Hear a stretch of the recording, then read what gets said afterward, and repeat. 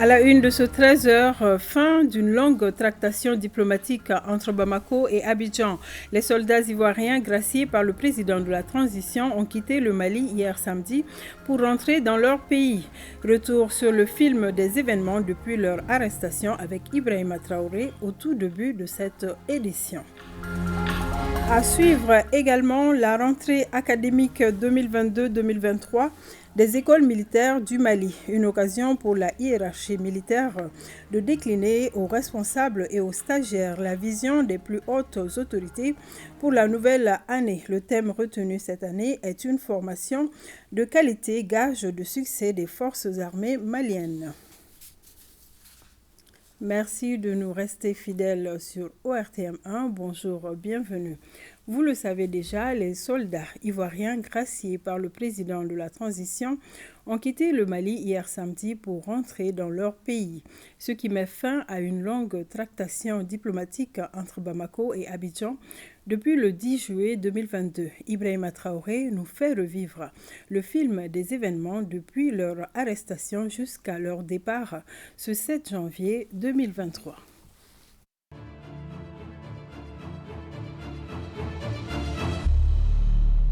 Épilogue d'un feuilleton diplomatique et judiciaire qui aura duré 6 mois. Ce samedi, les 46 soldats ivoiriens ont quitté Bamako après leur libération suite à la grâce présidentielle. Son Excellence le colonel Assimi Goïta, président de la transition, chef de l'État, a accordé sa grâce avec remise totale de peine aux 49 Ivoiriens condamnés par la justice malienne. À leur départ, le chargé d'affaires de l'ambassade de Côte d'Ivoire à Bamako ne cache pas sa satisfaction. Au nom des autorités de son pays, il remercie les autorités de la transition malienne. Les remerciements aux autorités de transition du Mali qui, en dépit des différends qui nous ont opposés, ont pu faire montre des liens de fraternité qui existent entre nos deux républiques sœurs. Donc, juste dire merci que notre voisinage et la fraternité continuent comme il avait été depuis longtemps. Tout commence le 10 juillet 2022. Entre 11h et 13h, 2 avions en provenance de Côte d'Ivoire atterrissent à Bamako. À bord, 49 militaires ivoiriens avec leur armement et munitions de guerre. Un contrôle de routine établit très vite qu'ils sont illégalement sur le territoire national. Ils sont aussitôt interpellés en attendant d'amples informations auprès des autorités ivoiriennes et de la MINUSMA. Pour en savoir davantage, des responsables des forces de défense et de sécurité maliennes ont contacté immédiatement leurs homologues ivoiriens. Ces derniers ont affirmé qu'ils ignoraient tout de la présence des militaires ivoiriens interpellés au Mali. En outre, interrogée par les autorités maliennes, la MINUSMA a indiqué qu'elle n'avait pas de rotation prévue le 10 juillet 2022. Après analyse des faits, ces soldats sont qualifiés de mercenaires et mis à la disposition de la justice. Ils sont accusés de crimes d'attentat et de complot contre le gouvernement, atteinte à la sûreté extérieure de l'État, entre autres. Parallèlement, l'affaire prend une tournure politique et diplomatique. Bamako et Abidjan acceptent la médiation du président togolais Faure Gnassingbé. Le début des négociations aboutit à la libération des 3 femmes du groupe le 3 septembre 2022. Un geste à titre humanitaire selon les autorités de la transition qui restent ouvertes au dialogue pour un dénouement heureux. Le président de la République togolaise se réjouit que le président Assimi Goïta ait accepté de libérer en guise d'un geste humanitaire 3 prisonniers sur les 49. Et les discussions sont en cours pour que très rapidement les autres soldats en détention puissent retrouver leur liberté totale. La République de Côte d'Ivoire déplore que des manquements et des incompréhensions aient été à l'origine de cet événement fortement regrettable. La République de Côte d'Ivoire, soucieuse de maintenir des relations de bon voisinage avec le Mali, s'engage à respecter les procédures des Nations Unies ainsi que les nouvelles règles et dispositions maliennes édictées relatives au déploiement des forces militaires au Mali. Le président ivoirien saisit ensuite la CEDEAO, réunie à New York. Umaru Sissoko Embalo, son président en exercice, et le secrétaire général des Nations Unies, Antonio Guterres, menacent Bamako de sanctions sans succès. Dans la foulée, la médiation togolaise multiplie les déplacements entre Bamako et Abidjan. Les présidents Assimi Goïta et Alassane Ouattara se parlent au téléphone selon des sources diplomatiques. En plus de ces tractations, certains chefs d'État effectuent le déplacement dans la capitale malienne pour écouter les autorités maliennes et mieux comprendre cette affaire. D'abord Macky Sall, président en exercice de l'Union africaine le 15 août 2022. Ensuite, c'est la CEDEAO qui dépêche à Bamako le 29 septembre une forte délégation conduite par les présidents Adama Barrow de la Gambie et Nana Addo Akufo du Ghana. Le président Goïta s'est entretenu également sur le même dossier avec colonel Mamadi Doumbouya, président de Guinée, et Julius Madambio, président sierra-léonais. Le 22 décembre 2022, la tension commence à baisser avec la signature d'un mémorandum entre le Mali et la Côte d'Ivoire. C'est en vue de la libération des 46 soldats et du renforcement des relations d'amitié et de fraternité entre les deux pays. Comme vous le savez, il y a eu un malentendu entre la République du Mali et la République de Côte d'Ivoire il y a de cela quelques mois. Il était bon que nous puissions nous rencontrer pour en parler et c'est ce que nous avons fait avec nos frères maliens. Et le président Assimi Goïta nous a fait l'honneur de nous recevoir pour que je puisse lui transmettre les messages du président Ouattara, ce que nous venons de faire. Le président de la transition, son Excellence le colonel Assimi Goïta, a indiqué que cet incident malheureux qui a rendu les relations difficiles entre le Mali et la Côte d'Ivoire, pour pouvoir les surmonter, nous privilégions toujours la voie du dialogue, la voie diplomatique, pour pouvoir trouver une issue par rapport à cela. Et ceci, il l'a réitéré malgré le fait que la question soit portée devant les instances judiciaires. Les 29 et 30 décembre, les soldats ivoiriens sont jugés. 46 sont condamnés à 20 ans de réclusion criminelle. Les 3 femmes écopent de la peine de mort par contumace. Une semaine après, le 6 janvier 2023, le président de la transition gracie les 49 militaires ivoiriens. Le porte-parole du gouvernement salue la médiation togolaise et s'indigne face à l'attitude de certains responsables contre le Mali sur cette affaire.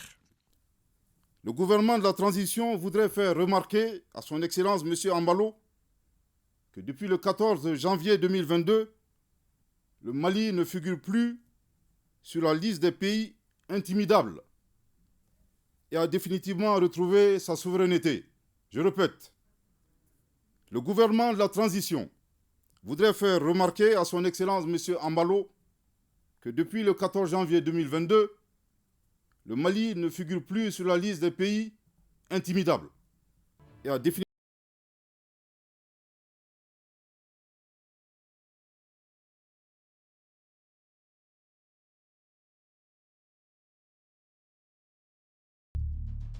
Merci Ibrahima Traoré pour ce rappel. L'actualité dans ce 13h, c'est aussi la rentrée académique 2022-2023 des écoles militaires du Mali.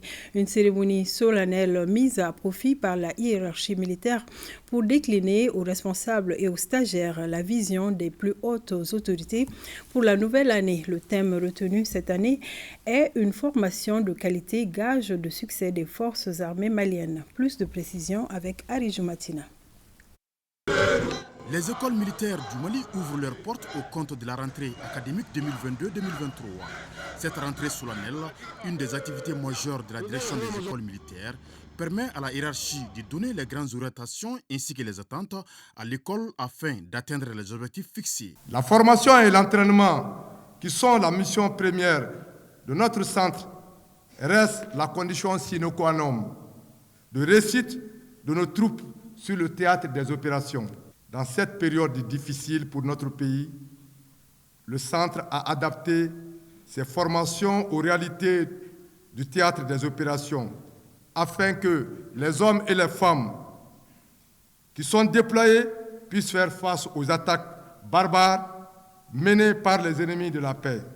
Quant aux stagiaires de l'école d'état-major national de Kouloukourou, de l'école militaire d'administration et les élèves officiers de l'EMIA, il vous appartient, par votre sens élevé du devoir, de prouver que le choix porté sur vous n'a pas été gratuit. Le travail et la discipline doivent être votre devise cette année 2023. Tout comme l'année dernière où d'excellents résultats ont été enregistrés, les responsables de l'école nourrissent cette même ambition au titre de l'année académique 2023. C'est l'occasion pour le directeur des écoles militaires de donner les grandes orientations qui sont issues de la directive interarmée de préparation opérationnelle et des instructions des plus hautes autorités pour l'atteinte des objectifs scolaires qui sont fixés. Ce que je demanderais aux commandants écoles, aux cadres des écoles, c'est de continuer à faire ce qu'ils ont fait l'année dernière. Et pour rappel, l'année dernière a été une année particulièrement faste pour les écoles militaires, avec des résultats plus qu'honorables pour l'ensemble des écoles. Cette rentrée académique solennelle marque le couronnement de plusieurs années de réformes entreprises par le commandement afin de contribuer à la montée en puissance des FAMA. Lancement à Kati des festivités liées à la transformation de minerais de cailloux fertiles en fer. Ces festivités visent à mettre en lumière le savoir-faire de nos artisans. C'est une initiative de la conférence régionale des chambres de métiers du district de Bamako en partenariat avec l'association des forgerons pour le développement de la forge de Kati Noumouna Blomba. Écoutons plutôt Adama Traoré, porte-parole de l'association. Il est au micro de Aliou Abdoulaye Touré. Au Mali, on a tendance à oublier les pratiques anciennes.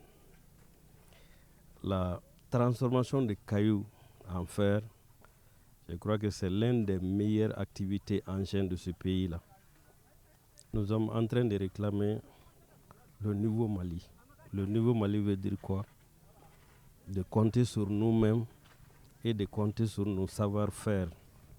Et la transformation des cailloux en minerais fait partie des activités qui ont été menées par nos ancêtres. Donc nous voulons à cette activité demander aux autorités de nous aider à construire ici des hangars en mettant des forces pour permettre aux vieux forgerons de former les jeunes à la matière, fabrication de tout ce qu'on a besoin.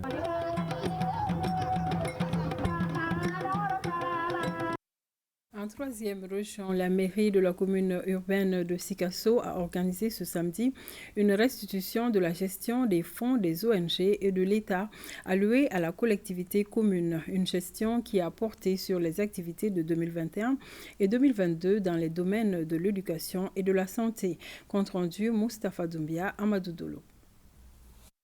C'est une restitution portant sur la gestion des fonds alloués à la mairie de la commune urbaine de Sikasso dans les domaines de l'éducation et de la santé. Une gestion sur la période 2021-2022. Il s'agit des fonds alloués par le Centre international d'expertise et de formation à travers son programme PADé, des fonds issus du projet Humanité et Inclusion et l'État malien. Il y a des CGS qui avaient commencé à construire des salles de classe et qui n'avaient pas de moyens pour achever. Certains étaient au niveau de la fondation, d'autres avaient fait jusqu'au montage des briques et ils n'ont pas pu terminer. Donc l'appui là est venu et nous avons utilisé ces fonds pour achever ces salles de classe. L'État nous donne de l'appui pour les CESCOM. Il y a des CESCOM où vraiment le travail se fait bien, la restitution se fait correctement, mais dans certains CESCOM, la restitution n'est pas faite. Nous sommes en train de les intimider pour qu'ils puissent faire ces restitutions et que la lutte contre le paludisme et que la lutte contre l'insalubrité dans les CESCOM, ça soit géré. Les différents fonds ont servi à la formation des élus, des membres des comités de gestion scolaire et des enseignants, à la finalisation et à l'équipement des salles de classe, ainsi qu'à la récupération des enfants déplacés et exclus. La démarche est saluée par les représentants de la population auprès des structures bénéficiaires. Nous appeler aujourd'hui pour nous prendre en témoin des efforts et du travail que nous-mêmes nous devrons faire est salutaire. Ça veut dire que le travail est démocratique, c'est la transparence. Le cadre est mis à profit pour inviter certains centres de santé communautaires à déposer leurs rapports dans le temps. Bamako, sujet à des constructions anarchiques à longueur de journée. Les effondrements qui en résultent causent des dégâts matériels importants et même des pertes en vies humaines. Et pourtant, il y a un circuit à suivre, des normes à respecter afin d'éviter tous ces drames. Pour en savoir davantage, suivons ce dossier sur les normes à suivre en matière de construction avec notre équipe de reportage conduite par Fademba Keita. Courant 2021-2022, plus d'une vingtaine de maisons se sont effondrées rien qu'à Bamako au dire des spécialistes de l'habitat. Avant toute chose, l'expertise du terrain ou du bâtiment anarchiquement construit par les spécialistes s'impose. Donc quand vous allez construire quelque chose, il faut savoir quelles sont les caractéristiques de cet élément, est-ce qu'il peut supporter, est-ce qu'il ne peut pas supporter, et qu'est-ce qu'il faut faire pour qu'il puisse supporter votre ouvrage. Pour ça, c'est un premier aspect. Le second aspect, ça c'est maintenant les matériaux qui rentrent en construction.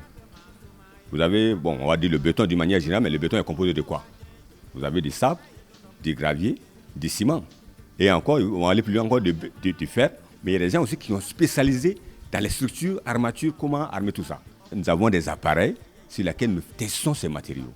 Par exemple, si vous voyez ces blocs de béton que vous voyez ici, c'est des gens qui ont fait des sentiers où on a fait des prélèvements.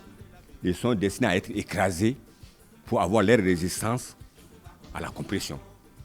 Pour pallier ce phénomène désastreux, l'État a créé des structures compétentes pilotées par des professionnels du domaine pour que vous ayez des documents administratifs légaux, mais aussi des bâtiments construits dans les normes requises.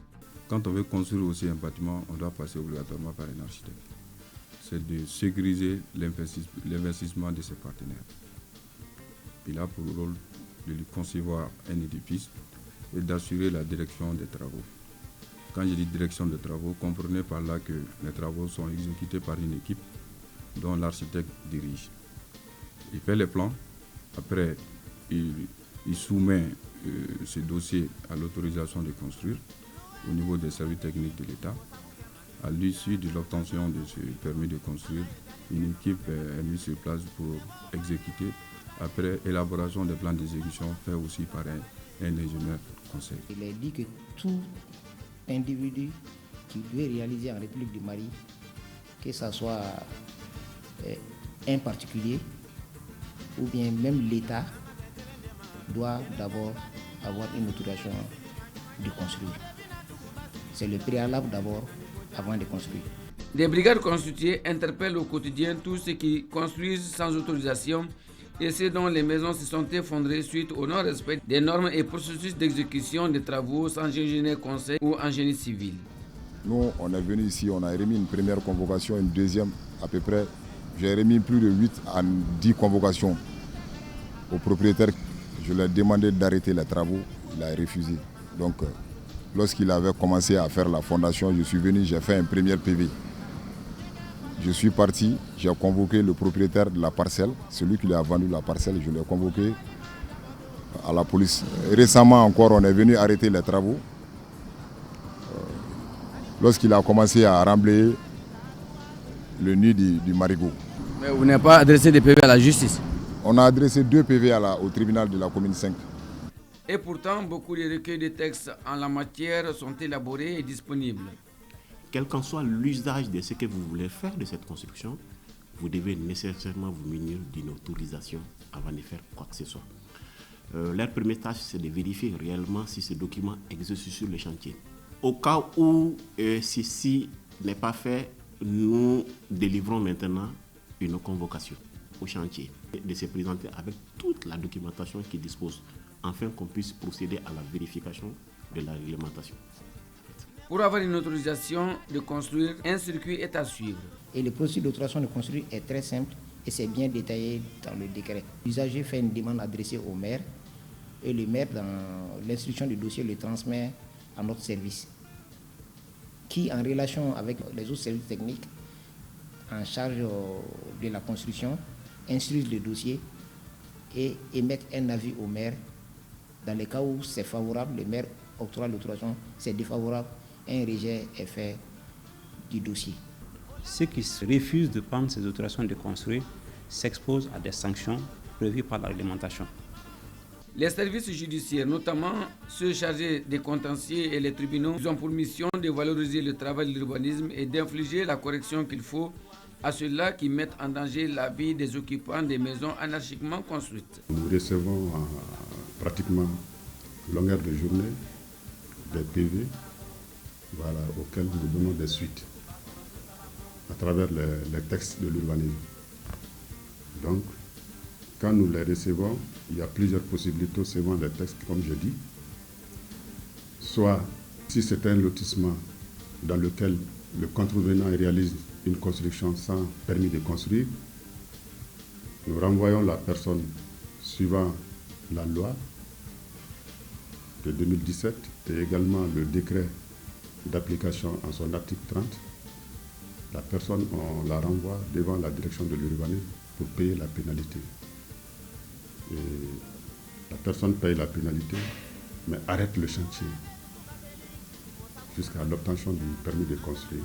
Mais quand elle ne paye pas ça et qu'elle s'entête de construire, c'est là où on poursuit.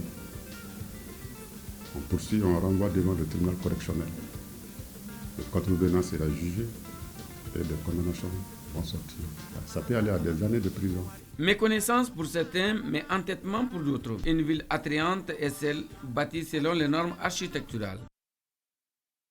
C'était l'essentiel de cette édition. Merci à vous de l'avoir suivi et merci à toute l'équipe de réalisation. Excellent dimanche à tous.